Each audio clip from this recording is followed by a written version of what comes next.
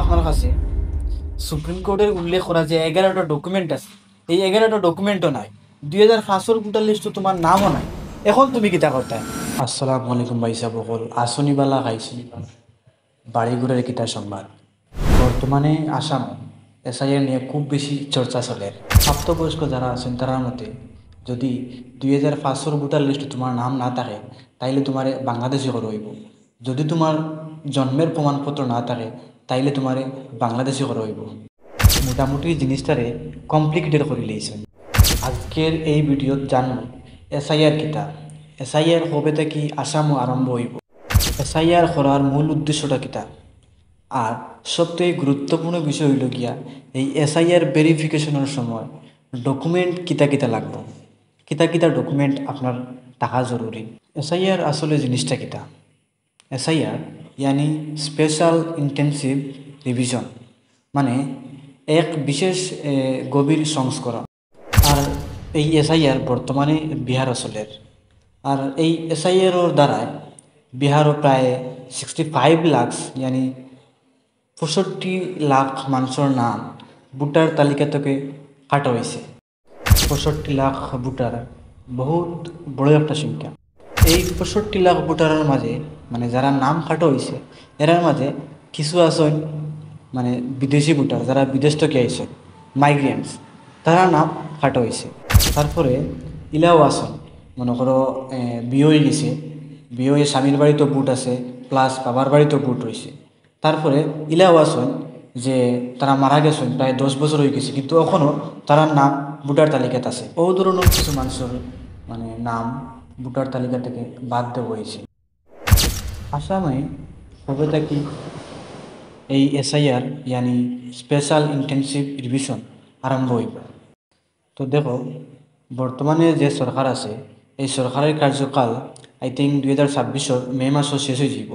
তো শেষ হওয়ার লগে লগে নতুন সরকার গঠন করার লাগিয়া নির্বাচন আরম্ভ হইব। নির্বাচন আরম্ভ হওয়ার আগে এসআইআর ইয়ানি স্পেশাল ইন্টেন্সিভ রিভিশন আরম্ভ হইব আসাম, যাতে সুন্দরভাবে ইলেকশন হয় উইদাউট বুট চুরি। ইলেকশন কমিশন অফ ইন্ডিয়ায় এই পদক্ষেপ নিছে। দেখা যাও কতটুকু সুন্দর হয় ইলেকশন। এসআইআরের মূল উদ্দেশ্য হইল ভোটার তালিকা সঠিক ও নির্ভুল করা, প্রকৃতপক্ষে যারা ভোটার আসন তারা নাম রাখা, আর বাকি যারা মাইগ্রেন্টস আসন বা অবৈধ আসন তারা নাম বাদ দেওয়া, বা যারা মারা গেছেন তারা নাম ভোটার তালিকা থেকে বাদ দেওয়া।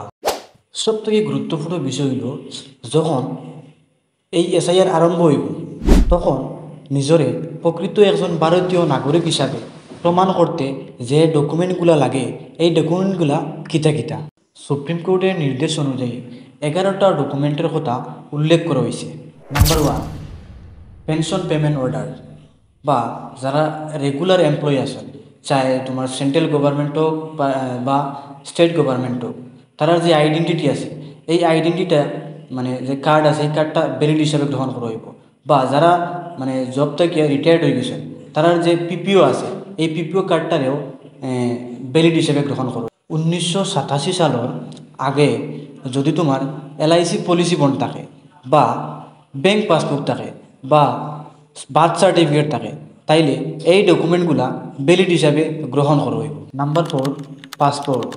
নাম্বার 5, শিক্ষাগত যে কোনো ডকুমেন্ট, মনে করো আপনার মেট্রিকুলেশন সার্টিফিকেট, সেকেন্ড ইয়ারের সার্টিফিকেট, ডিগ্রি সার্টিফিকেট বা মার্কশিট, যে কোনো একটা ডকুমেন্ট আপনার ভ্যালিড গ্রহণ করবে। নাম্বার 6, পিআরসি ইয়ানি পার্মানেন্ট রেসিডেন্সিয়াল সার্টিফিকেট, স্থানীয় বাসিন্দা প্রমাণপত্র, ইকান যদি থাকে তাহলে এটাও ভ্যালিড হিসাবে গ্রহণ করা হইব। নাম্বার 7, ফরেস্ট রাইট সার্টিফিকেট, ইগু বর্তমানে আমরা আসামও নাই। নাম্বার 8, ওবিসি এসসি এসটি জাতীয় প্রমাণপত্র, তোমার যদি ওবিসি থাকে, তোমার যদি এসসি সার্টিফিকেট থাকে, তোমার যদি এসটি সার্টিফিকেট থাকে তাহলে এগুন তোরে ভ্যালিড হিসাবে গ্রহণ করা হইব। ওখানেও আরেকটা কথা কইতাম চাইয়া, যদি কেউ ওবিসি বানাইতো, কেউ ওবিসি নাই, তাইলে নিচে যে নাম্বার দেওয়া আছে এই নাম্বারও কন্ট্যাক্ট করলে বিস্তারিত জানতে পারবে। নাম্বার 9, এনআরসি ইয়ানি ন্যাশনাল রেজিস্টার অফ সিটিজেন্স, যদি তোমার এনআরসি থাকে তাইলে তোমার এনআরসিরে ভ্যালিড হিসাবে গ্রহণ করা হইব। নাম্বার 10, সরকারের দ্বারা জারি করা জমি মাটির যদি দলিল থাকে তাইলে এটারেও ভ্যালিড হিসাবে গ্রহণ করা হইব। এসআইআর লাগি ইনভ্যালিড ডকুমেন্ট হইল গিয়া Aadhaar card, voter ID, ration card, কারণ এই তিনটা ডকুমেন্ট হইল গিয়া আইডেন্টিটি প্রুফ। আরেকটা কথা, যদি 2005 ভোটার লিস্টও আপনার নাম থাকে তাইলে এই যে 11টা ডকুমেন্ট আছে, এই 11টা ডকুমেন্টের মধ্যে যে কোনো একটা ডকুমেন্ট থাকলেও হইব। 1987 সনের আগে যারা জন্ম হয়েছে, মনে করো 1985, 1984, 1986, এরা 2005 ভোটার লিস্টও নাম থাকা কিন্তু জরুরি।